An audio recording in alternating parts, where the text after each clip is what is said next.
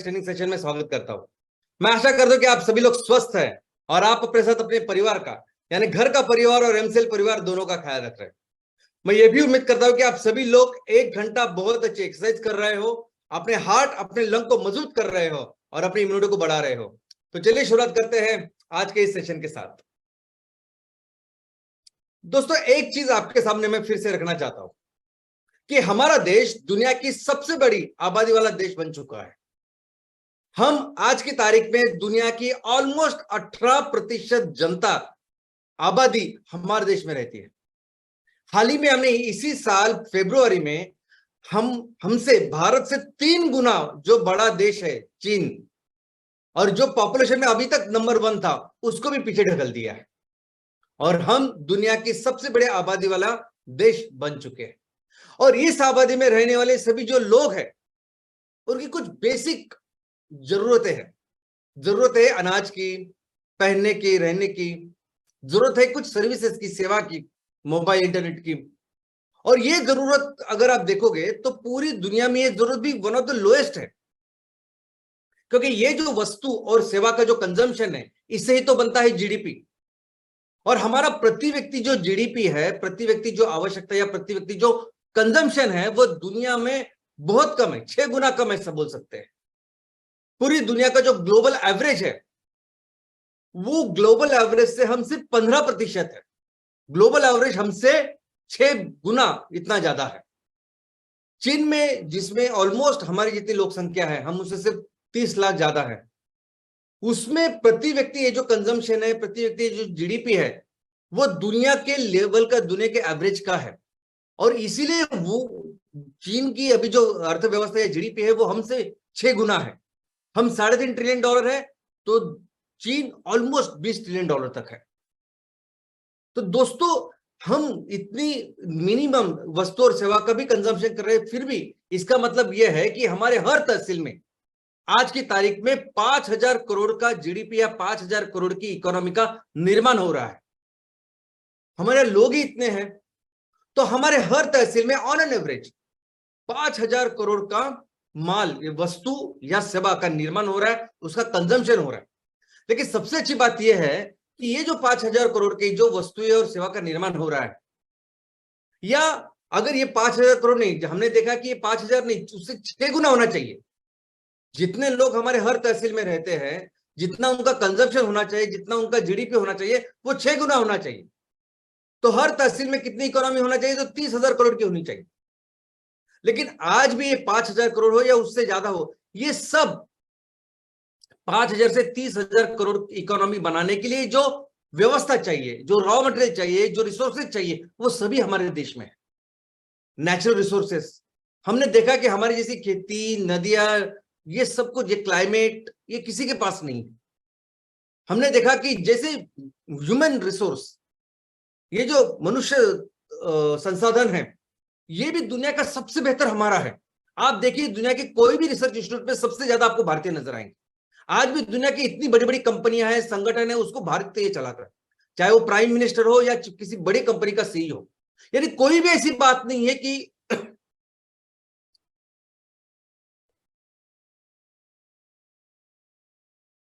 कोई भी ऐसी बात नहीं है कि हम इस इकोनॉमी का निर्माण नहीं कर सकते।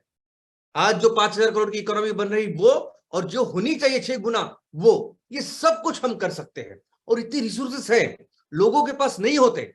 बाकी के जो देश है, उनके पास सिंपल रिसोर्सेस नहीं होते।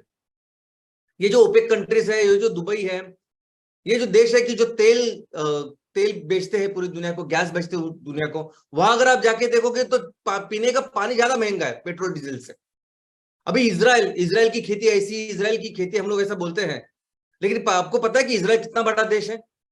हमारे देश में जो राज्य है, उसमें से सबसे छोटे राज्य है, उसमें से एक छोटा राज्य है, केरला है सपोज, तो केरला के आधा ये इजराइल है।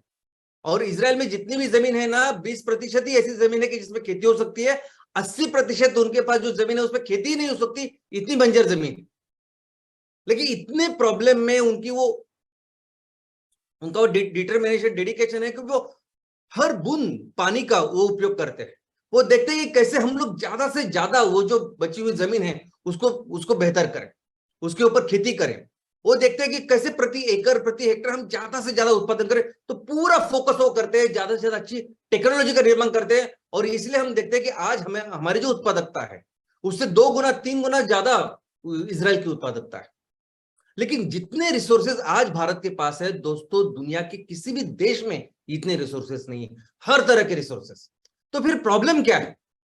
क्या प्रॉब्लम है कि ये देश, जो देश 90% ऑफ द टाइम दुनिया की सबसे बड़ी अर्थव्यवस्था था, हम सब हर सेक्टर में हम दुनिया का नेतृत्व कर रहे थे, आज ऐसा क्या प्रॉब्लम है? आज क्यों नहीं हम उस जगह पे है जिस जगह पे हमें होना चाहिए? और इसका कारण है सिस्टम। क्या जरूरत है? तो सिस्टम चेंज की जरूरत है। आज किस तरह से बिजनेस हो रहे हैं, किस तरह से 5,000 करोड़ की इकोनॉमी का निर्माण हो रहा है, कौन कर रहा है इस इकोनॉमी का निर्माण? अभी एक सिंपल एग्जांपल मैं आपको देना चाहता हूं, जो फास्ट मूविंग कंज्यूमर गुड्स का, ऐसी चीजों का जो हर एक को लगती है, चाहे जितना भी गरीब आदमी हो उससे लेके कितना भी अमीर आदमी हो, हर एक को चीजें लगती है ऐसी। इस चीज वो जो कैटेगरी है उसमें से एक कैटेगरी है कि फास्ट मूविंग कंज्यूमर गुड्स। और ऐसी चीजों में अगर आप देखोगे तो हमारे देश में 3-4 ही ऐसी कंपनियां हैं जिनकी पूरी तरह से मोनोपोली है।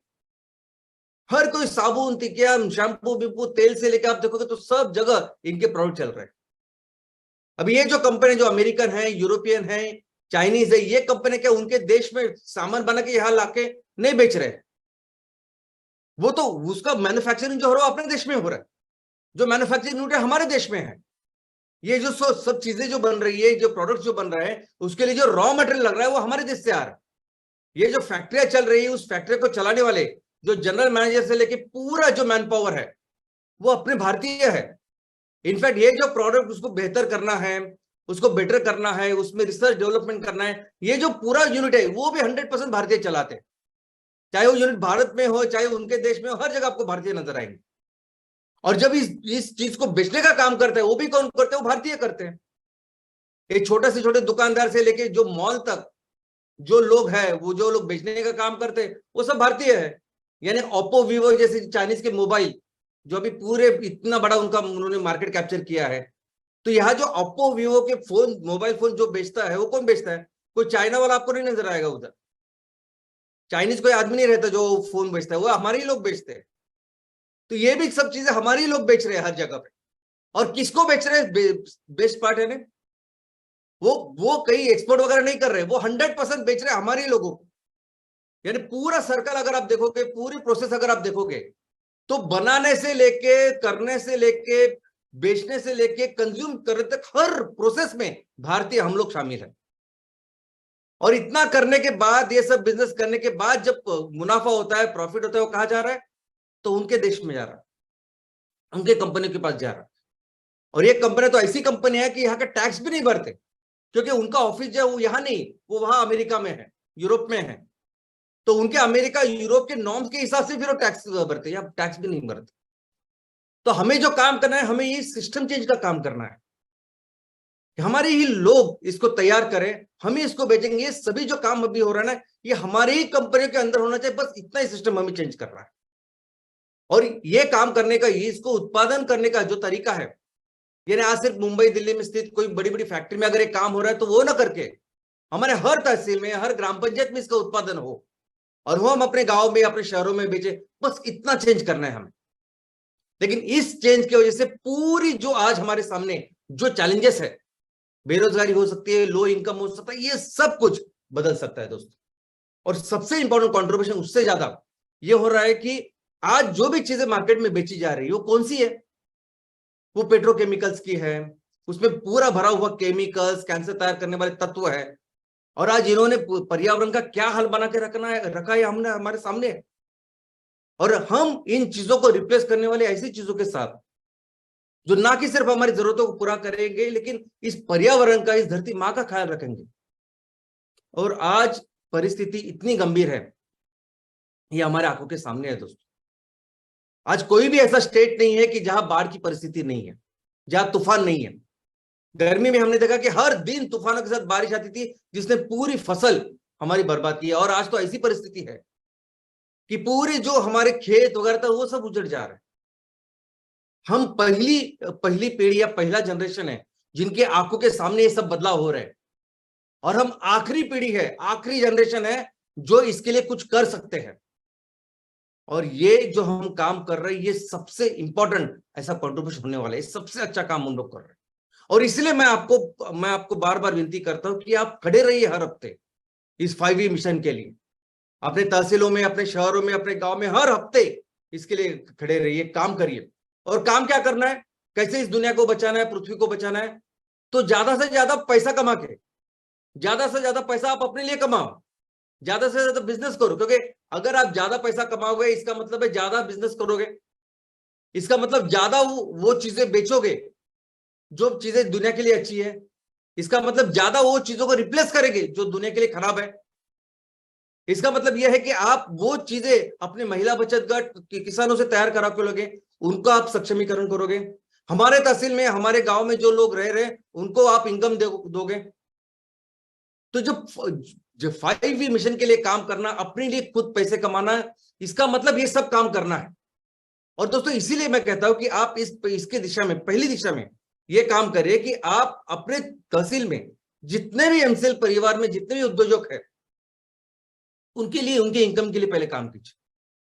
हर एमवीपी, हर एमयूपी का कम से कम 15,000 रुपए महीने के मिलना ही चाहिए कंपल्सरी। जो भी चैनल पार्टनर हमारे साथ काम कर रहे हैं, इतने दिन से विजन मिशन बढ़ा रहे हैं, उनको कंपल्सरी 10,000 मिलना ही चाहिए। और आप जो तहसील के प्रमुख हो, उनको 1 लाख रुपए मिलना ही चाहिए। आपके एमकोल, एमसीएनजी की फैक्ट्री जब तक शुरू हो रही है, तब तक कितने सारे ऑप्शन हमने आपको दिए हैं। और हमने ये भी बताया आपको कि अगर सभी ऐसा समझिए कि 100% एमवीपी, 100% एमयूपी हमने अपॉइंट किए हैं, और आपके लिए भी जो 1 लाख का इनकम है, ये सब कुछ करके, ये सब कुछ करने के लिए कितने इकोनॉमी का निर्माण हमें करना पड़ेगा। तो आज जो 5,000 करोड़ की इकोनॉमी अपने तहसील में तैयार हो रही है, उससे आधा प्रतिशत भी नहीं, यानी 25 करोड़ से भी कम।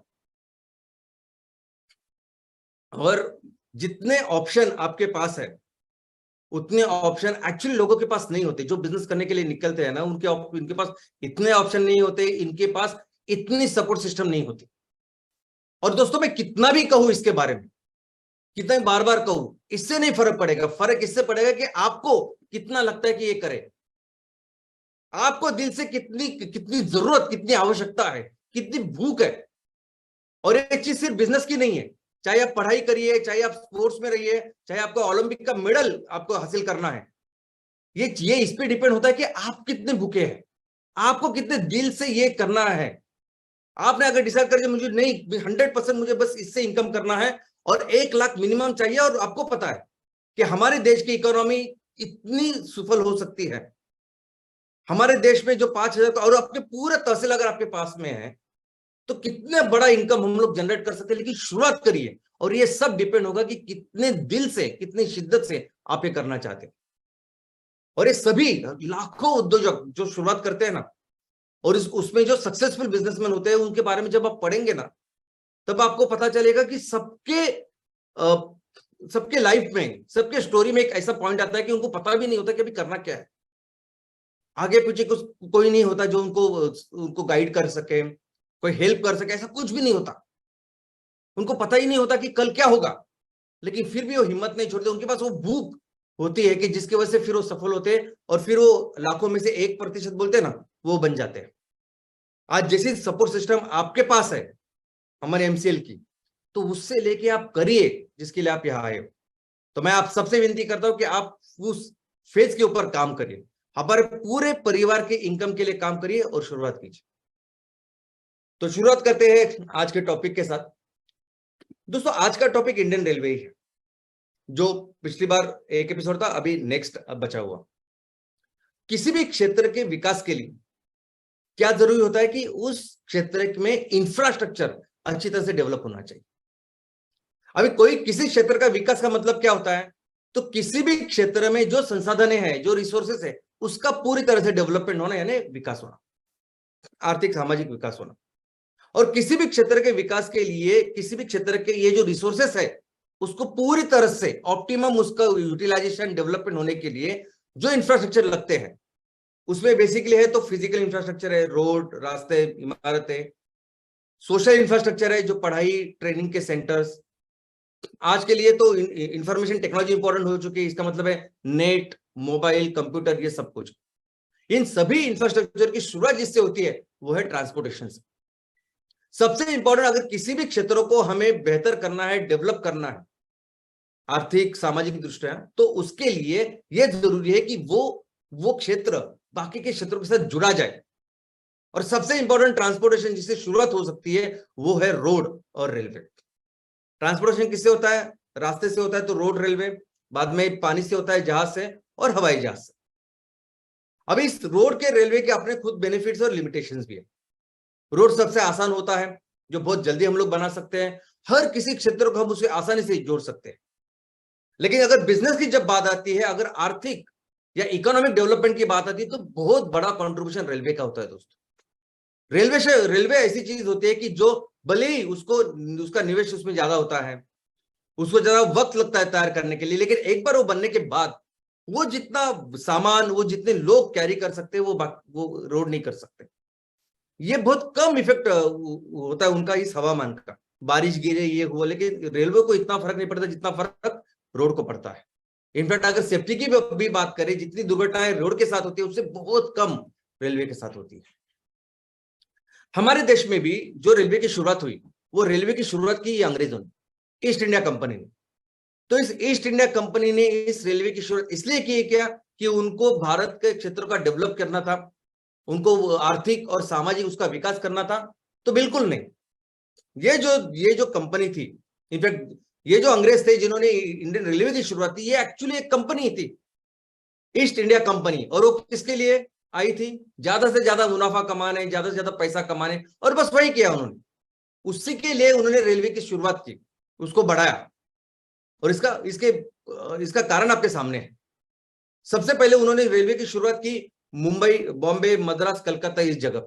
क्यों? क्योंकि ये सभी जो शहरें थे, इन शहरों के साथ ही उनका बिजनेस चल रहा था। ब्रिटेन में जो भी माल भारत से जाता था या उन्होंने तैयार किया हुआ माल यहाँ आता था, ये सब जहाज से होता था। और ये जहाज, जो पानी के जहाज है, ये सभी बंदरगाह जो यहाँ के हैं उससे कनेक्टेड थे। तो पहले से ही बॉम्बे, मद्रास, कलकत्ता, यहाँ उनका बिजनेस चल रहा था। और वो बिजनेस और बेहतर करने के लिए उन्हें पहले रेलवे की शुरुआत यहां से की। सबसे पहले जो शुरुआत की लोगों के लिए नहीं की उन्होंने, इंडस्ट्रीज के लिए, खुद के जो भी काम था उसके लिए की। तो सबसे पहले 1832 में, 1832 में उन्होंने मद्रास में रोड बनाने के लिए रोड का रेलवे की शुरुआत की। उसके बाद 13 साल के बाद आंध्र प्रदेश में गोदावरी डैम बनाने के लिए उन्होंने रेलवे का उपयोग किया। उसके आगे फिर 1851 में रुड़की में नदी के ऊपर जो डक्ट है वो बनाने के लिए उन्होंने रेलवे का उपयोग किया। और अल्टीमेटली 1853 में उन्होंने पैसेंजर रेलवे शुरुआत की। 1853 बॉम्बे, उसके अगले साल कोलकाता, और उसका एक साल छोड़ के मद्रास। ऐसे उन्होंने पैसेंजर रेलवे की शुरुआत की और फिर ये बढ़ता गया। दोस्तों, रेलवे की शुरुआत, रेलवे का जो विकास अंग्रेजों ने किया, वो सिर्फ और सिर्फ खुद के फायदे के लिए किया। वो सिर्फ और सिर्फ हमारे देश को ज्यादा से ज्यादा लूटने के लिए किया। वो क्यों? तो सबसे पहले मैं बता दूं कि ये अंग्रेज जो बिजनेस करने के लिए आए थे, तो सबसे उसके पहले, रेलवे के पहले कैसे बिजनेस का ट्रांसपोर्टेशन वगैरह होता था? बैलगाड़ी थी, घोड़ा गाड़ी थी, हाथी थे, अपने अपने तरीके से कर रहे थे। लेकिन उसको एफिशिएंट कराने के लिए उन्होंने ये रेलवे ली। और यही कारण था कि सबसे पहले रेलवे का उपयोग उन्होंने किसके लिए किया? तो ये सभी जो पोर्ट्स थे, बंदरगाह थे, जिसे वो अपना बिजनेस करते थे, उस बंदरगाह को, पोर्ट्स को, उस शहरों को जहां कॉटन तैयार होता है उसको जगह से कनेक्ट करने के लिए किया। यानी ये जो जिस चीज के लिए इस ईस्ट इंडिया कंपनी की स्थापना हुई थी, वो चीजें थी टेक्सटाइल इंडस्ट्री। दोस्तों, दो विषय के लिए ईस्ट इंडिया कंपनी की शुरुआत, एक तो थी टेक्सटाइल इंडस्ट्री, दूसरा था ये स्पाइसेस, मसाले। जब तक ये यहाँ आए थे, जब तक रेलवे की शुरुआत हो गई थी, तब तक ये मसालों की जो प्लांटेशन या उसकी खेती थी, वो अफ्रीका और बाकी के देशों में जा चुकी थी बीज, और उसका वॉल्यूम भी कम था। लेकिन सबसे इंपॉर्टेंट चीज जिसकी वजह से भारत की इकोनॉमी पूरी दुनिया में सर्वश्रेष्ठ थी, उसमें से सबसे इंपॉर्टेंट कॉन्ट्रीब्यूटिव फैक्टर था ये टेक्सटाइल इंडस्ट्री, वस्त्र उद्योग। तो उन्होंने इस रेलवे का फायदा सबसे पहले इस वस्त्र उद्योग के ऊपर किया। ऐसे सभी एरियाज जहां ज्यादा से ज्यादा कॉटन, रुई, कपास का निर्माण होता है, उसको अपने बंदरगाह से, इस ट्रेन से जोड़ा। और इस पूरे रुई को वो कहा लेके गए? अपने ब्रिटेन में फैक्ट्रियों में, वहां बड़े बड़े मशीन में उन्होंने वस्त्र तैयार किया और फिर वो वस्त्र यहाँ लाके भारत में ही उसको बेचने की शुरुआत की। और बेचने के लिए भी उन्होंने इस रेलवे का उपयोग किया। इनफैक्ट ये इतने ज्यादा वो हमें लूट रहे थे कि जब हमारे आजादी का आंदोलन चला, जब लड़ाई चल रही थी, तब ये बहुत ही अहम मुद्दा था स्वदेशी का, कि जिसकी वजह से इस पूरे चीज के ऊपर बॉयकॉट हमारे क्रांतिकारियों ने किया था। इनफैक्ट ये ट्रेन बिल्कुल हमारे लोगों के लिए नहीं थी। इसका एक कारण ये भी है कि नहीं, एक दर्शाता ये भी है कि इसकी जो किराए थे वो बहुत ज्यादा थे। यानी ऐसी रेलवे जो ब्रिटेन में थी, जो अंग्रेजों में थी, वो उससे भी बहुत ज्यादा किराया या भारत में जो रेलवे थी उसका था। यानी इसकी आलोचना, इसकी निंदा खुद ब्रिटेन में रहने वाले, इंग्लैंड में रहने वाले लोग किया करते थे कि आप किस तरह भारतीयों को लूट रहे, ईस्ट इंडिया कंपनी को बोल रहे थे, लेकिन फिर भी वो ऐसा काम करते थे। दोस्तों, इस ट्रेन की वजह से अंग्रेजों ने सिर्फ फोकस किया अपने बिजनेस के ऊपर। और कैसे? ऐसे एरिया, ऐसे इनएक्सेसिबल एरिया जहां वो अभी तक नहीं पहुंचे थे, वहां वो पहुंच गए। अभी तक कैसे था रेलवे के पहले कि उनकी जो पहुंच थी वो एक लिमिट सीमित तक थी। और इंटीरियर में, भारत के इंटीरियर में क्या हुआ था कि क्या क्या चल रहा था, तो वहां जो गांव थे, वो गांव फिर भी आत्मनिर्भर थे। जो भी लोगों की जरूरत थी वो लोग एक दूसरे को बना के देते थे। वहां अलूतेदार बलूतेदार पद्धति थी और स्वयं निर्भर, आत्मनिर्भर, सेल्फ सफिशिएंट ऐसे गांव थे। लेकिन रेलवे से इन लोगों ने जहां जहां हो सके हर जगह इन एक्सेसिबल एरिया में ये अंग्रेज गए और उन्होंने हर वो चीज छीनी जो आइडियल उनको नहीं करना चाहिए। यहां तक कि उन्होंने हमारे लोगों का मुंह का निवाला भी छीन लिया। इसलिए जब से रेलवे की शुरुआत हुई, तब से हमारे देश में, सबसे दुनिया के समृद्ध देश में, अकाल, भूखमरी, इसकी भी शुरुआत हुई। आप सोच नहीं सकते, लेकिन दुनिया में सबसे खराब ये जो भूखमरी हुई, दुनिया में वन ऑफ द सबसे खराब, और भारत के इतिहास में सबसे खराब जो भूखमरी हुई वो इसी पीरियड में हुई, जिस पीरियड में अंग्रेजों का पूरा फोकस था इस रेलवे। अंग्रेज बहुत सारा हमने हमारे देश में जितना भी अनाज था उसको भी नहीं छोड़ते, लेते थे सब और पूरा पैसा कमा के पूरा रेलवे का जो एक्सपांशन था उसमें लगाते थे, क्योंकि उनको पता था कि जितना ज्यादा रेलवे में निवेश करे उतना ज्यादा बिजनेस के लिए अच्छा है। और उन्हें किया भी वैसे। और इसीलिए हमारे इतिहास का सबसे गंदी ऐसी भुखमरी, ऐसा अकाल 1876 से लेके 1878 ऐसे 3 साल में पड़ा। ऑन पेपर 60 लाख लोग इसमें मरे गए। तो अंग्रेजों का जो पीरियड था वो 2 इंपॉर्टेंट पीरियड था। अंग्रेजों ने जब से 1850 से रेलवे की शुरुआत की, तब से लेके 1920 तक अंग्रेजों का पूरा फोकस था कि इस रेलवे को सर्वदूर हर जगह उसको पहुंचाने का, उसका नेटवर्क सबसे ज्यादा बढ़ाने का, बहुत ज्यादा बढ़ाने का, जिसकी वजह से हम भारत के हर क्षेत्र को उससे हमारा फायदा कर सकते हैं। और फिर 1920 के बाद फिर उन्होंने देखा कि इस ट्रेन को फिर कैसे ज्यादा एफिशिएंट करें, कैसे उनका इलेक्ट्रिफिकेशन करें, कैसे और एफिशिएंटली इसको बढ़ाएं। लेकिन ये समझना जरूरी है कि रेलवे की शुरुआत भले ही ईस्ट इंडिया कंपनी ने की, लेकिन 1857 के बाद ये पूरा जो कारोबार, ये पूरा जो एडमिनिस्ट्रेशन है, वो वहां के रानी के पास या ब्रिटेन के जो पंतप्रधान थे उनके पास चला गया। अब ये क्यों हुआ? तो दोस्तों, 1857 में हमारी आजादी की पहली लड़ाई हुई, जिसे हम 1857 की क्रांति भी कहते हैं।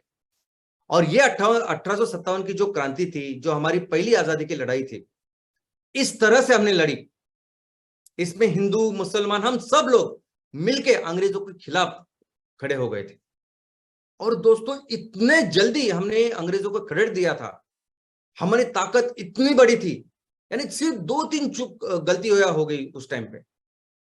और सबसे इंपॉर्टेंट गलती ये थी कि हमें एक अच्छी लीडरशिप नहीं थी उस टाइम। अगर वो होती तो हमारी आजादी 1857 में ही हमें मिलती थी। लेकिन अंग्रेजों को ये समझ में आया, अंग्रेजों को समझ में आया कि अगर भारतीय, ये सभी हिंदुस्तानी अगर एक हो गए, खड़े हो गए, तो हम कुछ भी नहीं कर सकते। तो इसलिए 1857 के बाद ये पूरा जो कारोबार है, ये ब्रिटेन के रानी ने अपने हाथ में लिया वहां के, और उन्होंने सिर्फ एक चीज के ऊपर फोकस किया कि कैसे हिंदू और मुसलमान के बीच में झगड़ा पैदा करें, कैसे उन दोनों के बीच में दरार डाले। हर मुमकिन जगह पे जहां हो सके उन्होंने दोनों के बीच में दरार डाली। और यही नहीं, जहां पॉसिबल भी नहीं, ऐसे जगह पे उन्होंने खुद से निकाल के हिंदू और मुसलमानों के बीच में दरार डाली और देखा कि कभी वो एक ना हो पाए। और फाइनली वही हुआ, जब आजादी मिली उन्होंने इस देश को दो हिस्सों में बांट दिया था। तो दोस्तों, इस रेलवे का जो इतिहास है पूरी दुनिया में वो भी बहुत रोमांचक है। रेलवे का अगर व्याख्या अगर आप देखो, रेलवे का मतलब क्या होता है, तो पटरी पर चलने वाली गाड़ी, इसको हम रेलवे कह सकते हैं। अभी पटरी रेलवे लोहे की है या कोई है, कुछ भी हो सकता है। डब्बा जो है वो, या गाड़ी जो है वो किसी भी चीज की हो सकती है। उसको खींचने वाले जो इंजन है वो कुछ भी हो सकता है। ऐसा माना जाता है कि उस वक्त ये जो ट्रेन है, ये रेलवे है, ये मनुष्य को बहुत पहले से पता है। और उस टाइम जो पालतू जानवर है वो इसको चलाते थे। सबसे पहले ग्रीस में ईस्वी सन पूर्व 600 ऐसे जगह पे रेलवे थी, इसके सबूत मिले हैं। 1550 में पहली बार एक नहीं तो अनेक डब्बे लगे जर्मनी में, और फिर इसको कहा गया वैगन वेज। 1700 में पहली बार कि ये ऐसे डब्बे में, पहले तो इसमें से सामान रहता था और उसका ट्रांसपोर्टेशन होता था, पहली बार लोगों को बिठाया गया और लोग जाने लगे और इसे कहने लगे ट्रामवेज।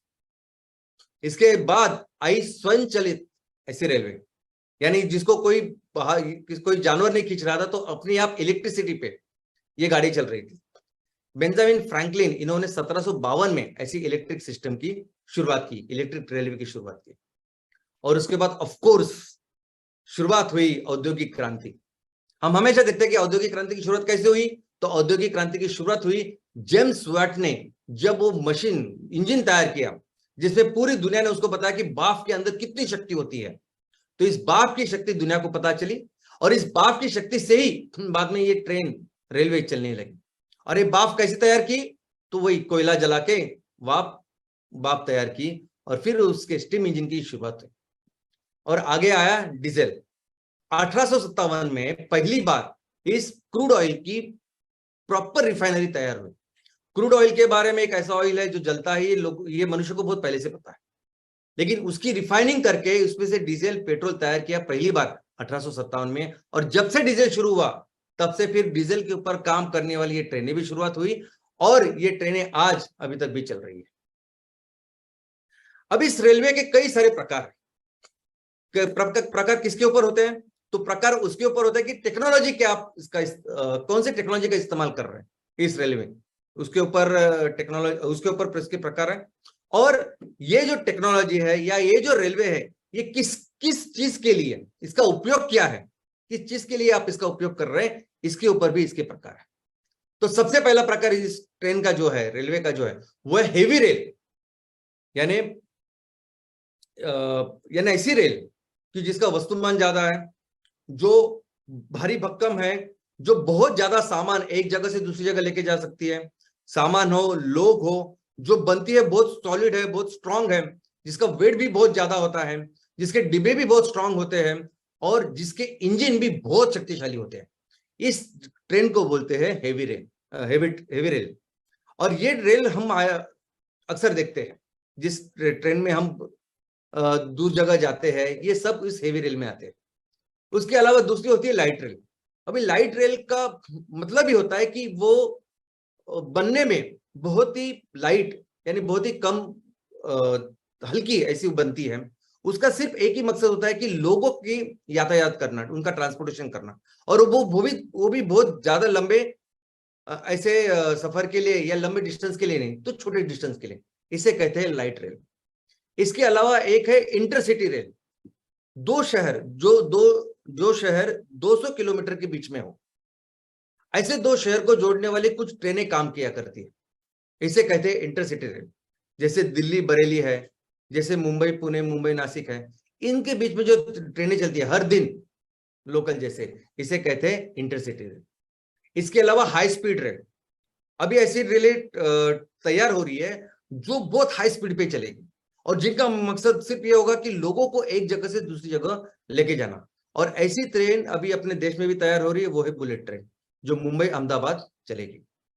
इसके अलावा है हेरिटेज रेल, ऐसी रेल जो हमारी संस्कृति की धरोहर है और हम इसलिए उसको चला रहे हैं कि हमारी संस्कृति का हम उसको कंजर्व कर रहे हैं, उसको बेहतर कर रहे हैं। तो तो बहुत साल पहले जैसे हमने उस ट्रेन की शुरुआत की थी, वैसे ही आज भी वो चल रही है और हम इस संस्कृति को हम कंजर्व कर रहे हैं। इसके अलावा है मोनो रेल। अभी हमने देखा कि ट्रेन जो होती है, रेलवे जो होती है, वो दो पटरी पे चलती है। एक पटरी पे जो ट्रेन चलती है उसे कहते हैं मोनोरेल, और आप देख सकते हैं कि वो पटरी बीच में रहती है और कैसी वो रेल बाजू में रहती है। हमारे देश में ऐसी मोनोरेल सिर्फ मुंबई में, आज मुंबई में है। इसके अलावा और एक ऐसी ट्रेन है कि जो दो नहीं, तीन पटरी पे चलती है। दो नॉर्मल पटरी होती है और उसके बीच में एक पटरी होती है। ऐसी ट्रेन जो बहुत पहाड़ी इलाका से चलती है, जब वो पहाड़ से उतरती है तो बहुत ज्यादा फास्ट वो आ सकती है और जिससे दुर्घटना हो सकती है। तो उसका स्पीड संतुलित रहे, इसलिए वो दो पहियों के बीच में, दो पटरी के बीच में और एक पटरी डाली जाती है। और ये जो पटरी होती है, ये पटरी और उस रेलवे का इंजन, वो दोनों एक दूसरे के साथ रहते हैं, जिसकी वजह से हम उस रेलवे के स्पीड को संतुलित कर सकते हैं, नियंत्रित कर सकते हैं। इसके अलावा एक टूरिस्ट रेलवे है। दोस्तों, आप सुन के ताज्जुब करेंगे, लेकिन दुनिया की सबसे आलीशान, सबसे शानदार, सबसे ज्यादा लग्जरियस ट्रेन अगर कहीं है, किसी देश में है, तो वो हमारे भारत में है। ना अमेरिका में है, ना यूरोप में है, ना चाइना में। और ये टूरिस्ट रेलवे पूरी दुनिया में बहुत फेमस है। आप जब भी देखोगे ये हमेशा आपको फुल नजर आएगी, और इसके किराए अगर आप देखोगे तो आप हैरान हो जाओगे, इतने ज्यादा किराए इस रेलवे के। बाद में है अर्बन रेल ट्रांजिट। अभी शहरी, सिर्फ शहरी इलाके के लिए जो रेल बनाई जाती है, और जिसका मकसद होता है कि सिर्फ शहर के एक जगह से दूसरी जगह तक लोगों को लेके जाए। ये जो पूरा सिस्टम है, वो टाइप की जो रेलवे है, उसे कहते हैं अर्बन रेल ट्रांजिट। और इसमें आता है हमारी लोकल रेलवे, सिटी के रेलवे, हमारी मेट्रो, ये सब इसमें आती है। उसके अलावा है रैपिड ट्रांजिट रेल। अभी रैपिड ट्रांजिट रेल यानी क्या? तो ये ऐसी रेलवे होती है जो अलग अलग ट्रांसपोर्टेशन सिस्टम के बीच में काम करती है, यानी विमान सेवा और नॉर्मल ट्रेन इसके बीच में काम करती है। आज ये रेलवे सिर्फ दिल्ली में है। दिल्ली में अगर आप जाओगे तो दिल्ली में जो इंटरनेशनल एयरपोर्ट है, उससे लेके लोगों को, यात्रियों को लेके वो फास्ट मेट्रो की तरफ जाती है, और उस ट्रेन को कहते हैं रैपिड ट्रांजिट ट्रेन। ये बहुत ही हल्की होती है, बहुत ज्यादा एफिशिएंट होती है, फास्ट होती है, और बहुत कम डिस्टेंस ये तय करती है। इसके अलावा है एलिवेटेड रेलवे। रेलवे अक्सर आपने देखा है कि रास्तों पे यानी जमीन पे चलती है, लेकिन कुछ रेलवे के लिए, उनके पटरियों के लिए स्पेशली हवा में ब्रिजेस बनाए जाते हैं, और उस ब्रिज के ऊपर वो पटरियां होती है और उस पटरी के ऊपर रेलवे चलती है, और उन रेलवे को कहते हैं एलिवेटेड रेलवे। हमारे देश में जितने भी मेट्रो आज बन रहे हैं वो एलिवेटेड रेलवे ही बन रहे हैं। केबल रेलवे, हमारे देश में बड़े बड़े पर्वतों के ऊपर बड़े बड़े तीर्थ स्थान है, तीर्थ क्षेत्र है, जहां लाखों भाविक जाते हैं और वहां जाना डिफिकल्ट होता है। तो ऐसे पहाड़ी इलाकों के लिए स्पेशल एक ट्रेन बनाई गई है, रेलवे बनाई गई है, जिसका नाम है केबल रेलवे। अभी इसमें ये जो रेलवे है, ये दो पटरी पे तो चलती है, लेकिन उसके साथ केबल भी होते हैं जिसके साथ ये चलती है। तो नीचे पटरी होती है और ऊपर केबल होती है, उनके साथ ये चलती रहती है। इसके अलावा है ट्रामवे, यानी सड़क पे दो पटरी पे चलने वाली बस, इसे कहते हैं ट्राम। हमारे देश में आज ये ट्राम कलकत्ता में चल रही है। इसके अलावा है माउंटेन रेलवे सिस्टम। सिर्फ माउंटेन के लिए, पर्वतों के लिए एक स्पेशल रेलवे सिस्टम होती है, जो बहुत धीरे धीरे धीरे चलती है, और ये बहुत ज्यादा सुखद ऐसा अनुभव आपको देती है। आज की तारीख में दार्जिलिंग, नीलगिरी ऐसे पर्वतों में ऐसे रेलवे है जो आज भी हमारी संस्कृति को कंजर्व कर रही है। तो दोस्तों, रेलवे को अगर आप देखोगे ना, तो रेलवे का जो इकोनॉमिक पर्सपेक्टिव है, रेलवे का जो कंट्रीब्यूशन है इकोनॉमिक डेवलपमेंट के लिए, किसी भी क्षेत्र के आर्थिक और सामाजिक विकास के लिए बहुत ज्यादा है। हमने देखा कि इस रेलवे का उपयोग कैसे अंग्रेजों ने खुद के फायदे के लिए किया। आप अगर ईस्ट इंडिया कंपनी या अंग्रेज ब्रिटिश गवर्नमेंट की उनका जो रेवेन्यू देखोगे, उनका जो प्रॉफिट देखोगे, उनका जो कमाई देखोगे, रेलवे से कितनी ज्यादा उन्होंने बढ़ाई। तो आजादी के पहले अंग्रेजों ने इसका बहुत फायदा लिया था, और आजादी के बाद भी हमारे देश की जो आर्थिक और सामाजिक विकास किया है, उसमें बहुत बड़ा योगदान है इस रेलवे का। इनफैक्ट जो भी इंडस्ट्रियल सेंटर्स आज हमारे सामने हैं, अंग्रेजों ने वही दिल्ली, मुंबई, कलकत्ता, मद्रास ये सब डेवलप किए, और कई शहर डेवलप किए जो उनके फायदे के लिए थे। लेकिन आज हम लोग देख सकते हैं कि जितने भी इंडस्ट्रियल सेंटर्स है, ग्रोथ सेंटर्स है, वहां रेलवे का बहुत बड़ा कॉन्ट्रीब्यूशन, रेलवे की वजह से ऐसे सेंटर ग्रो किए हैं। एक बहुत इंपॉर्टेंट चीज ये रेलवे करती है, वो है कमोडिटी प्राइस स्टेबिलिटी। कुछ जीवन आवश्यक चीजें होती है जैसे अनाज, जैसे गेहूं, चावल, शक्कर, ये सभी को लगते हैं। अभी ये चीजें एक जगह पे उसका वो तैयार होते हैं, उसकी खेती होती है, लेकिन पूरे देश के हर लोगों को, हर व्यक्ति को वो लगते हैं। तो एक जगह जहां ये तैयार होता है वहां से हर जगह लेके जाना और उसके दर नियंत्रित में रखना, ये बहुत इंपॉर्टेंट काम रेलवे करती है। ऐसे दर ताकि हर कोई इसको खरीद सके। इसके अलावा मैन्युफैक्चरिंग सेंटर से माल को तैयार माल को मार्केट में लेके जाना, ये बहुत इंपॉर्टेंट काम रेलवे करती है। अभी ये रेलवे जहां जहां ये डेवलप होती है, जहां जहां इसके स्टेशन डेवलप होते हैं, सेंटर्स डेवलप होते हैं, तो जाहिर है यहाँ बहुत सारे लोग आके रहते हैं। बहुत ज्यादा लोग, बहुत ज्यादा वोट्स, बहुत ज्यादा वोट्स, बहुत ज्यादा पॉलिटिकल बड़ा सेंटर। तो ये सभी सेंटर जहां रेलवे डेवलप्ड है, जहां सिटीज डेवलप है, ये पॉलिटिकल सेंटर करके भी उभर रहे हैं। इनफैक्ट हमारे देश में अगर आप देखोगे तो मैक्सिमम देश राज्यों की जो राजधानी है वो रेलवे की वजह से जो डेवलप हुए ऐसे शहर है। हमारा जो रेल नेटवर्क है ये दुनिया का सबसे बड़ा चौथा ऐसा नेटवर्क है, और एशिया की बात करें तो पहला नेटवर्क है।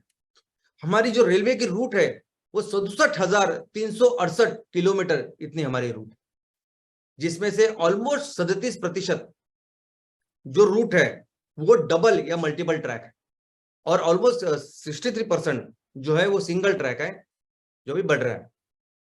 अभी इसमें भी अगर सिर्फ ट्रैक की हम लेंथ ले, हमने देखा तो कि कितना किलोमीटर वो तय करती है रास्ता, तो 67,000 किलोमीटर है। लेकिन सिर्फ ट्रैक की लंबाई हम लोग देखें तो ट्रैक हमारा है 1,26,367 किलोमीटर इतना। हमारे देश में आज की तारीख में 7,325 इतने स्टेशन है। और इंडियन रेलवे एक ऐसी ऑर्गेनाइजेशन, एक ऐसी संस्था है जो भारत में सबसे ज्यादा एम्प्लॉयमेंट का जनरेशन करती है। हमारे देश में सबसे ज्यादा लोग जिसमें काम करते हैं वो संस्था का नाम है इंडियन रेलवे। 14 लाख से भी ज्यादा लोग इसमें काम करते हैं। भारत में नंबर 1 है और दुनिया में 8वें स्थान पे है। दुनिया में पहले जो 7 है वो सभी साथी के साथ ये मिलिट्री चीजें हैं, यानी मिलिट्री, गवर्नमेंट की मिलिट्री ऑर्गेनाइजेशन है जिसमें ज्यादा लोग इसमें रहते हैं। अदरवाइज काम, एक्चुअल काम देने वाली जो संस्था है वो दुनिया में मैं कह सकता हूं कि इंडियन रेलवे है।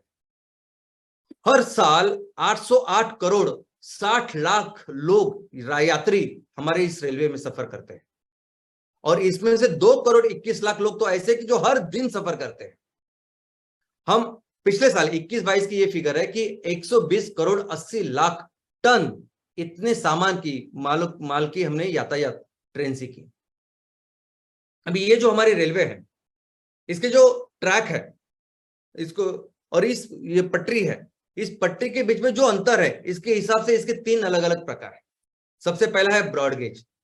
2 पटरी के बीच में जो अंतर होता है वो 1676 मिलीमीटर, यानी 1.6 मीटर इतना होता है। हमारे देश में जितनी भी रेलवे है 94% से भी ज्यादा जो रेलवे है वो ब्रॉड गेज से चलती है। उसके अलावा दूसरा है मीटर गेज। इसमें 2 पटरी के बीच में जो अंतर है वो 1 मीटर का होता है, और ऑलमोस्ट 4% से ज्यादा, 4.25% अभी ये मीटर गेज पे है। और उसके भी छोटी जो होती है उससे कहते हैं नैरो गेज। अभी नैरो गेज 2 टाइप की होती है। 2 पटरी के बीच में अंतर 2 फीट का हो सकता है, 2.5 फीट का भी हो सकता है, और लगभग 2.5% जितना भी हमारा नेटवर्क है रेलवे का वो इस नैरो गेज के ऊपर है। अभी ये जो ब्रॉड गेज है उसमें 80% ब्रॉड गेज का इलेक्ट्रिफिकेशन हो चुका है, और बाकी बढ़ रहा है। हमारे पास जितने डिब्बे हैं 2,93,077 इतने जो डिब्बे हैं वो हमारे माल वाहतुक करने के लिए, सामान की वाहतुक करने के लिए ऐसे डिब्बे हैं, और प्रवासी वाहतुक करने के लिए 76,608 इतने डिब्बे हैं। ये सब 2022 की फिगर है। और इंजन की अगर बात करूं मैं तो हमारे पास 12,729 इतने इंजन हैं। इसके अलावा हमारे इंटरनेशनल रेलवेज भी हैं, यानी एक देश को दूसरे देश को जोड़ने के लिए। तो हमारी भारत से निकलने वाले 2 ट्रेनें हैं जो नेपाल जाती है, एक ट्रेन है जो बांग्लादेश जाती है, और एक ट्रेन बन रही है भूटान के लिए जो कुछ सालों में तैयार हो जाएगी। इसके अलावा और एक ट्रेन थी जिसका नाम था समझौता एक्सप्रेस। पाकिस्तान के साथ हमारी ये ट्रेन 1976 से चल रही थी, लगभग 46 साल चली, और आखिरी बार 2019 तक वो चली, उसके बाद वो चली नहीं। कोलकाता से लेके ढाका यानी बांग्लादेश जाने वाली जो हमारी ट्रेन है उसे हम मैत्री एक्सप्रेस ऐसे कहते हैं। दोस्तों ये ट्रेन की जो डेंसिटी है तो 1 लाख किलोमीटर के लिए 9.76 किलोमीटर इतना रेलवे ट्रैक हमारे देश में है। और अगर एरिया के हिसाब से देखोगे तो 100 किलोमीटर अगर एरिया है तो 100 किलोमीटर के लिए 3.59 किलोमीटर इतना रेलवे ट्रैक हमारे देश में है। लेकिन ये एवरेज है, ऐसे कुछ जगह की वो वहां डेंसिटी बहुत ज्यादा है, जैसे झारखंड, छत्तीसगढ़, वेस्ट बंगाल, यहाँ माइंस है, यहाँ इंडस्ट्रियल सेंटर्स है, यहाँ बहुत बड़े पैमाने में स्टील आयरन बनता है, बाकी की चीजें बनती है, तो यहाँ बहुत ज्यादा रेल का नेटवर्क है। और बाकी की कुछ जगह ऐसी है कि जहाँ बहुत कम है। अभी इंडियन रेलवे का जो डेवलपमेंट हुआ उसके भी फेजेस हम समझ सकते हैं। तो पहले 20 साल थे, 1832 से लेकर 1852 तक, कि जो सिर्फ और सिर्फ इंडस्ट्रियल पर्पस के लिए जिसका इस्तेमाल किया गया। बाद में जो फेज आया उसमें पैसेंजर रेलवे की शुरुआत हुई और एक्सपांशन, फिर अंग्रेजों ने पूरा पैसा, पूरी एनर्जी, सब कुछ लगाया और ज्यादा से ज्यादा इसका एक्सपांशन किया, और उसके बदले में ज्यादा लूटा भी हमारे देश को। और फिर 1925 से लेकर 1951 तक फिर ये जो रेलवे का नेटवर्क उन्होंने तैयार किया तो उसको इलेक्ट्रिफिकेशन, उसकी एफिशिएंसी बढ़ाना और ज्यादा एक्सपांशन करना है, इसमें काम किया। और फिर उसके बाद आजादी के बाद भी हम ये रेलवे अपना जो योगदान है अपने क्षेत्रीय विकास के लिए वो दे रही। आज की तारीख में 2022 तक इसका जो कारोबार है, एडमिनिस्ट्रेशन है, वो चलता है जोन और मंडल के हिसाब से। हमारे देश में रेलवे के 19 जोन है, 19 जोन है और 70 मंडल है जिसके ऊपर ये कारोबार चलता है। 1984 से एक अलग फेज की शुरुआत हुई है। 84 के साथ हम लोग रैपिड ट्रेन यानी फास्ट ट्रेन के ऊपर बढ़े। ये जो मेट्रो का काम हर जगह चल रहा है, तो देश में पहली मेट्रो 1984 में चालू हुई कलकत्ता में। उसी के साथ जो अभी फास्ट चलने वाली ट्रेन है तो उसकी शुरुआत शताब्दी से चालू हुई 1988 से, और वो अभी वंदे भारत और बाकी ट्रेन से हम देख रहे हैं। दोस्तों ये इंडियन रेलवे यानी भारत सरकार का एक बहुत इंपॉर्टेंट ऐसा उपक्रम है, एक ऐसा उपक्रम जिससे बहुत सारा रेवेन्यू जनरेट होता है, इनकम जनरेट होता है, और फिर इनकम रेवेन्यू का उपयोग हमारे आर्थिक और सामाजिक विकास के लिए होता है। इसलिए, और हमने देखा है कि इतिहास में भी इंडियन रेलवे ने कितना बड़ा योगदान अंग्रेज हो या हमारा देश हो, इसमें कितना दिया है। तो आने वाले दिनों में इस इंडियन रेलवे को बेहतर करे, इसलिए भारत सरकार ने एक बड़ी परियोजना ऐसी रखी है। और वो परियोजना क्या है, तो इस रेलवे के ऊपर रखिए। अभी ये जो आज की तारीख में इंडियन रेलवे का रेवेन्यू है, अगर आप देखोगे तो जितना पैसा इंडियन रेलवे बनाती है 61% जो पैसा आता है, जो इनकम आता है, वो आता है फ्रेट से, यानी सामान की यातायात से, वाहतुक से। और सिर्फ 26% जो इनकम आता है वो आता है पैसेंजर ट्रैफिक से, और 13% बाकी की चीजों से, जैसे पार्सल हो, कोचिंग सर्विसेज हो, प्लेटफॉर्म टिकट्स हो, इन सब चीजों से। और दोस्तों ये जो 61% सामान या माल वाहतुक से पैसा आता है, इनकम आता है, उसमें से 43% जो इनकम आता है वो कोयले से आता है। तो आप सोच सकते हैं कि कितना कोयला हम तैयार कर रहे हैं। हमारे देश की इतनी बड़ी रेलवे, इतना बड़ा उसका इनकम, उसमें से 61% आता है इनकम इस माल वाहतुक से। और इस माल वाहतुक में से सबसे ज्यादा कंट्रीब्यूशन रेलवे कोयले का है, 43%। इसका मतलब क्या आप अंदाजा लगा सकते हैं कि हर दिन कितना ज्यादा कोयला हम इस जमीन से निकाल रहे हैं, कितना ज्यादा कोयला हम इसको जला रहे हैं, और एक ग्लोबल वार्मिंग कर रहे हैं कि जिसकी चीजें आज हमारे आंखों के सामने हो रही है। तो वो 43% है। 8% है सीमेंट, 7% है अनाज, और 7% है आयरन एंड स्टील, और बचे हुए 30-35% जो बाकी की चीजें हैं। पैसेंजर की बात करें तो पैसेंजर का कंट्रीब्यूशन हमने देखा कि 26% ही है। लेकिन इसमें दो टाइप की ट्रैफिक होती है। एक तो होती है सबर्बन ट्रैफिक, यानी 150 किलोमीटर तक जो रेलवे चलती है उसे कहते हैं सबर्बन ट्रैफिक, और 150 किलोमीटर के आगे जो रहती है उसे कहते हैं नॉन सबर्बन या लॉन्ग डिस्टेंस ट्रैफिक। लेकिन सबसे ज्यादा रेवेन्यू, सबसे ज्यादा पैसा इंडियन रेलवे को जो मिलता है वो मिलता है ये लॉन्ग डिस्टेंस है। 90% से भी ज्यादा इनकम रेलवे को यात्री प्रवास के से जो मिलता है वो लॉन्ग डिस्टेंस से मिलता है। और दोस्तों इसमें अगर आप देखोगे तो 67% जो इनकम है वो सिर्फ स्लीपर कोच से है। यानी ये हमारे कॉमन लोग है, आम जनता है, सामान्य लोग है, जो सबसे ज्यादा इनकम कंट्रीब्यूट करते रेलवे का। 67%, 32% आता है एसी कोचेस से और सिर्फ 1% आता है फर्स्ट क्लास एसी से।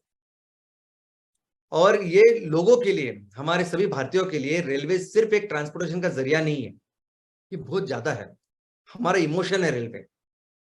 एक तो रेलवे के हमारा इतिहास तो है ही, लेकिन एक रेलवे बहुत बड़ी संस्कृति है जो हर दिन हम मनाते हैं। कई सारे ऐसे लोग हैं दोस्तों कि जो हर दिन, जैसा हमने देखा 2 करोड़ 21 लाख लोग हर दिन रेलवे की यात्रा करते हैं। कुछ लोग ऐसे होते हैं कि जो 3-3 घंटा जाने के लिए 3 घंटा, आने के लिए 3 घंटा, हर दिन इतना सफर करते हैं। और मैंने तो खुद देखा है कि 4-4 घंटा, यानी जाने के लिए 4 घंटा, आने के लिए 4 घंटा, इतना सफर करते हैं। तो सोचिए आप, नौकरी के लिए 8-10 घंटे, ट्रेन में 8 घंटे और बाकी बचे हुए घर पे, तो उनके लिए ये ट्रेन ही घर होता है। ये ट्रेन और सब कुछ, सब उनका कल्चर, सभी जो त्योहार वो मनाते हैं वो इस ट्रेन में मनाते हैं, चाहे वो ईद हो, दिवाली हो, क्रिसमस हो, सब कुछ इस पे मनाते हैं। कभी आप जो पास वाली बोगी होती है ना, पास धारकों के लिए जो बोगी होती है, उसमें आप चढ़ के देखिए, कौन कहां से बैठेगा, कहाँ बैठेगा, वो उसकी कुर्सी क्या होगी, क्या वो खेलेंगे ऑन द वे, सब कुछ डिसाइडेड होता है। यानी पूरा कोच, पूरी ट्रेन एक बड़ी फैमिली बनती है, सब लोग वो फैमिली मेंबर होते हैं और वो ट्रेन ही उसका घर होता है। इस तरह से हमारे लोग अटैच्ड है और हमारी संस्कृति का, पूरे फैमिली का, इमोशंस का एक बहुत बड़ा पार्ट अभी रेलवे कर रही है। और इसीलिए ये जो रिच हेरिटेज है, ये जो संस्कृति, ये जो परंपरा है, इसको ऐसे हम बढ़ा रहे हैं। अभी इस रेलवे ने हमारे देश में भी रीजनल डेवलपमेंट में बहुत बड़ा एक असर किया है और सबसे इंपॉर्टेंट उसका एग्जांपल है कोकण रेलवे का। कोकण है वो क्षेत्र है कि जो महाराष्ट्र, गोवा, कर्नाटक को समुद्र को लग गया। लेकिन जब से कोकण रेलवे यहाँ शुरुआत हुई है तो 2 फेज बोल सकते हैं। कोकण रेलवे के पहले, कोकण रेलवे के बाद इतना बड़ा बदलाव इस कोकण रेलवे ने इस पूरे प्रदेश में किया है, आर्थिक, सामाजिक। और वैसे ही काम अभी ये इंडियन रेलवे जम्मू और कश्मीर में भी कर रही है। और कई सारे ऐसे क्षेत्र हैं कि जिसको बदल दिया है रेलवे ने। दोस्तों, इसका फ्यूचर भी, आने वाले दिनों में भी ये इंडियन रेलवे बहुत ज्यादा कंट्रीब्यूट करने वाली है और विकास के लिए उसकी बहुत ज्यादा आवश्यकता है। और यही कारण है कि हम भारत सरकार ने इसको लेके लगभग 54 लाख करोड़, $710 बिलियन, इतने सारे पैसे रखे हुए हैं इस रेलवे को मॉडर्नाइज करने के लिए। अब जिसमें क्या क्या है, तो इसमें है कि बहुत अलग नए नए रूट्स हम लोग बना रहे हैं। ऐसे रूट जहां अभी तक रेलवे गई नहीं, इनएक्सेसिबल एरियाज, कि जहां अभी तक रेलवे नहीं थी, रेलवे की जरूरत है। और हमने देखा है कि किसी भी क्षेत्र को अगर बेहतर करना है तो रेलवे सबसे इंपॉर्टेंट काम कर सकती है। तो अभी जम्मू कश्मीर में भी ट्रेन मेट्रो शुरुआत होगी, इसकी परियोजना हमने बनाई है। उसके अलावा डेडिकेटेड इंडस्ट्रियल फ्रेट कॉरिडोर, यानी ऐसे रेलवे जो 100% सिर्फ और सिर्फ इंडस्ट्री के लिए काम करेगी, वो यातायात के लिए काम करेगी, वस्तु के लिए काम करेगी। और इस ट्रेन में वो डब्बे जैसे डिब्बे नहीं होंगे, तो जो जरूरत होगी, आपने कभी पोर्ट्स देखा है, बंदरगाह देखा है, तो वह सामानों को के लिए, उसके स्पेशल चीज के लिए स्पेशल इक्विपमेंट्स होते हैं। वैसे स्पेशल इक्विपमेंट से भरी होगी ये पूरा कॉरिडोर, ये पूरी ट्रेन। आज की तारीख में दिल्ली, मुंबई में ऐसा इंडस्ट्रियल कॉरिडोर बन रहा है और बाकी की जगह पे आ रहा है। इसके अलावा हाई स्पीड रेलवे शुरुआत हो रही है, जिसे डायमंड क्वाड्रिलेटरल कहते हैं। हमारे देश में मुंबई, दिल्ली, चेन्नई और हावड़ा, कलकत्ता, ऐसे 4 जगह पे ये कनेक्ट करेगी। और आप देख सकते हैं कि 1500-2000 किलोमीटर ऐसे लंबे लंबे रूट है। और ना कि सिर्फ ये महानगरों को वो कनेक्ट करेगी, लेकिन उसके बीच में जो भी शहर है उसको भी वो कनेक्ट करेगी और इन सबका विकास करने में योगदान देगी। इसके अलावा एग्जिस्टिंग जो ट्रैक है उसको high speed passenger, high speed freight corridor में कन्वर्ट करना, इसका भी काम हम लोग कर रहे हैं। सेमी हाई स्पीड ट्रेन्स, यानी अभी जो ट्रेनें चल रही है इसकी स्पीड बढ़ा के सेमी हाई स्पीड, और जिसका एग्जांपल आपके सामने है वो है वंदे भारत, वो ट्रेनें बढ़ रही है। इसके अलावा 14 ऐसी ट्रेनें बन रही है, रेलवे लाइंस, कि जो हमारे संरक्षण के लिए, अंतरराष्ट्रीय पॉलिटिक्स के लिए, बाकी के देशों के साथ संबंधों के लिए बहुत जरूरी है। ऐसी 14 लाइन हमारी बन रही है कि जो हम चाइना के साथ, पाकिस्तान के साथ और नेपाल के साथ मिलके हम लोग कर रहे हैं। इसके अलावा ऐसे ट्रैक जो सिंगल ट्रैक है उसको डबल ट्रैक कराना, वो इसमें शामिल है। Station development. अभी स्टेशन, अभी तक आपने देखा कि स्टेशन का सिर्फ रेलवे स्टेशन होता है, लेकिन उस रेलवे स्टेशन को कैसे पूरा व्यापारी संकुल बनाए, कैसे उसको बेहतर बनाए, कैसे और बेहतर सुविधा लोगों को दे, उसके लिए स्टेशन के भी रीडेवलपमेंट हो रहे हैं। ट्रैक इलेक्ट्रिफिकेशन ऑलरेडी 80% के ऊपर तो हमारा गया ही है, अभी 100%, 100% हम ट्रैक इलेक्ट्रिफिकेशन करने वाले हैं इसमें। इसके अलावा ऐसी ट्रैक्स की जो मीटर गेज है या नैरो गेज है, उस सब को ब्रॉड गेज में कन्वर्ट करना, ये भी हमारा लक्ष्य इसमें है। ट्रैक रिन्यूअल, ऐसे ट्रैक जो ओल्ड हो चुके हैं और जिनको जरूरत है, ऐसे रिन्यूअल का काम चल रहा है। बेटर सेफ्टी मेजर्स, यानी रेलवे के साथ हमारी यात्रा अधिक सुरक्षित हो, बेहतर हो, एफिशिएंट हो, इसलिए भी कई सारी चीजें अभी इसमें शामिल है। तो इस तरह से जो आने वाले दिनों में जो रेलवे है, यह भी बेहतर होने वाली है। एमसीएल के साथ रेलवे का एक बहुत अनोखा रिश्ता होने वाला है। वो कैसे? तो रेलवे आज की तारीख में सिंगल लार्जेस्ट कंज्यूमर है इस फॉसिल फ्यूल्स का। और हमारा लक्ष्य है कि इस पूरे फॉसिल फ्यूल को हम रिप्लेस करें स्वच्छ ईंधन के साथ, हमारे क्लीन फ्यूल के साथ। तो दोस्तों, आज जो डीजल का इंडियन रेलवे का कंजम्पशन है, उसके हिसाब से Indian railway single largest consumer है डीजल का, एक संस्था का, और हर दिन ऑलमोस्ट 65 लाख लीटर इतना डीजल सिर्फ हमारे इंडियन रेलवे को लगता है। और मुझे बताने की जरूरत है कि ये डीजल पूरा फॉसिल डीजल। और अगर इलेक्ट्रिसिटी की बात करें तो इलेक्ट्रिसिटी में पूरे देश को जितनी भी इलेक्ट्रिसिटी लगती है, जितनी भी बिजली लगती है, 2% बिजली ये रेलवे को लगती है। ऑलमोस्ट 380 लाख यूनिट हर दिन उसको लगता है। ये 2022 की फिगर है। लेकिन सबसे अच्छी बात यह है कि इस ट्रेन में भी सीएनजी इंजन आ चुके हैं। ये पूरा जो डीजल आज लगता है इंडियन रेलवे को, ये पूरा डीजल हम लोग रिप्लेस कर सकते हैं हमारे स्वच्छ ईंधन के साथ, सीएनजी के साथ। और सबसे अच्छी बात यह है कि सीएनजी, आपने देखा होगा कि सीएनजी बड़े बड़े सिलेंडर में हम लोग भरते हैं, गैस में वो होता है, वायु रूप होता है। लेकिन उस गैस को जब आप लिक्विड में कन्वर्ट करते हैं, उसका लिक्विफेक्शन करते हैं, जब इस सीएनजी को एलएनजी में जब आप कन्वर्ट करते हैं, तो उसका वॉल्यूम 600 गुना कम होता है। यानी अगर किसी टैक्सी में, किसी कार में आपने देखा होगा बड़ा 10 किलो वाला सिलेंडर देखा होगा, अगर उस 10 किलो को आप एलएनजी में कन्वर्ट करें तो इतना छोटा हो जाएगा। तो आने वाले दिनों में एलएनजी करके जब ये ट्रेनें चलेगी, क्योंकि हमने देखा है कि हर डीजल इंजन हम सीएनजी के ऊपर कन्वर्ट कर सकते हैं। कोई भी, आपने देखा ट्रक है, छोटी गाड़ी है, सब। तो वैसे ही ये सभी जो डीजल पे चलने वाले जो इंजन है, वो सीएनजी पे कन्वर्ट हो सकते हैं। और ये सीएनजी जब एलएनजी में कन्वर्ट होगा तो बहुत कम जगह में वो इतना ज्यादा फ्यूल लेगा और बहुत देर तक वो यात्रा कर सकते हैं। तो ये हमारा आने वाला काम है जो हम लोग रेलवे के साथ करेंगे। इसके अलावा ट्रांसपोर्टेशन, जो भी अभी हमें उत्पादकता बढ़ानी है हर गांव की, ऑर्गेनिक फार्मिंग की, उसके फार्मिंग के ऊपर जो बनने वाले अलग अलग फूड प्रोडक्ट्स की, इनका भी ट्रांसपोर्टेशन में हमारे इस रेलवे का बहुत अहम हिस्सा आने वाला है। सस्टेनेबल प्रोडक्ट्स, एक गांव से, एक तहसील से बाकी की जगह पे दूसरी जगह लेके जाना, पूरे देश में लेके जाना, इसके लिए भी इंडियन रेलवे बहुत इंपॉर्टेंट होने वाली है। और दोस्तों, हमारा एक ही मकसद है कि हमें इस देश को, यानी इस परिस्थिति को अगर बदलना है, हमें पर्यावरण का, इस धरती माँ का ख्याल रखना है, और हमारे देश को सबसे बड़ा दुनिया की आर्थिक महासत्ता या नंबर 1 इकोनॉमी करनी है, तो हमें फोकस करना है बिजनेस के ऊपर। और अगर जब बिजनेस की बात करते हैं तब आती है उसमें इंडियन रेलवे। तो हमें इस देश को फिर से सुजलाम सुफलाम कराने में इंडियन रेलवे का बहुत बड़ा कंट्रीब्यूशन, सहयोग हमारे साथ होने वाला है। आने वाले दिनों में एमसीएल और इंडियन रेलवे एक बहुत अच्छे ऐसे पार्टनर के रूप में आने वाले हैं। धन्यवाद। Thank you.